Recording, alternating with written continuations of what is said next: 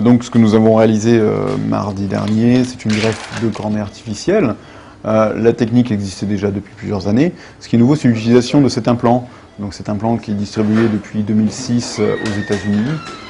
Plus de 350 patients ont été implantés avec cet implant. Et l'intérêt de cet implant, c'est que c'est un nouveau type de cornée artificielle. C'est une cornée artificielle qui est dite biocolonisable. C'est-à-dire qu'il y a une partie de la prothèse qui va être habitée, colonisée par les cellules et les vaisseaux du patient. C'est ça qui est un gage de réussite en fait sur le long terme. C'est-à-dire on a des reculs jusqu'à 7 ans chez certains patients.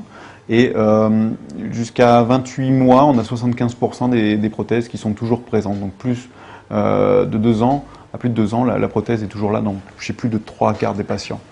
Alors bien sûr, cette prothèse, ça s'adresse à des cas très particuliers, ça s'adresse à des échecs de greffe conventionnelles, dites conventionnelles, c'est-à-dire avec des greffons d'origine humaine, c'est-à-dire après plusieurs rejets de greffe.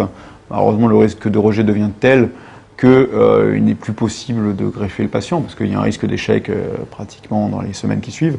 Donc là, ça devient intéressant de greffer le patient avec une cornée artificielle. C'est sûr que cette chirurgie est une chirurgie essentiellement hospitalière, parce qu'effectivement, il faut une équipe, il faut un suivi extrêmement rigoureux et difficile du patient, qui demande des moyens humains et des moyens technologiques qui ne sont pas disponibles partout.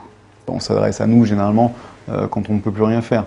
Donc c'est vrai que nous, ça nous permet d'apporter un service médical à nos patients, parce que ces patients-là, on ne pouvait rien leur proposer auparavant.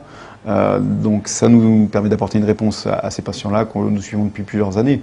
L'intérêt, c'est de mettre l'accent sur le dynamisme du CHU et de montrer que nous ne sommes pas forcément tout le temps dans une logique comptable, mais effectivement dans une logique de service médical rendu.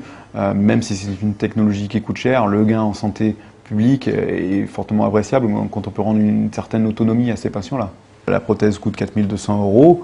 À l'hôpital, elle a été englobée dans le budget de fonctionnement de notre pôle. C'est ça aussi qui permet de proposer ça à nos patients, qui nous permet de proposer une prise en charge complète à nos patients.